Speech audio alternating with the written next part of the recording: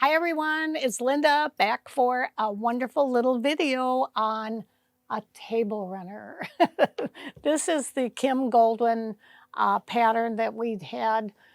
She brought so many beautiful ones from Australia, and this was done on a Janome M17. But I wanted to show you how to do real quick and easy. I've done it before in some of my other videos, but I thought it would be important to show you how to do a simple little binding. I did the table runner with a little bit different type of quilting. Instead of doing all the fill in like I did on this little candle mat or this little coffee mug rug, see, I filled in everything here.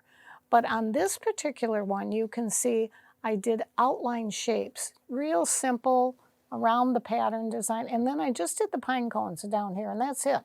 We didn't need a lot because this is going to be a very simple, table runner that I'll use during the holidays. It's not going to be used every single day.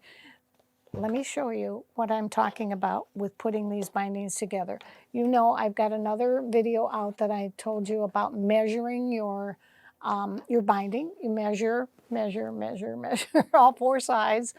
Add a little bit extra, couple inches maybe for each corner. I like about 12 inches extra, maybe even 15. You can always cut it off. If you're running short, you'll figure out ways to do. But I do have another video that shows you how to close it up too. I'm not going to do that today. All I'm going to show you is how to put the strips together.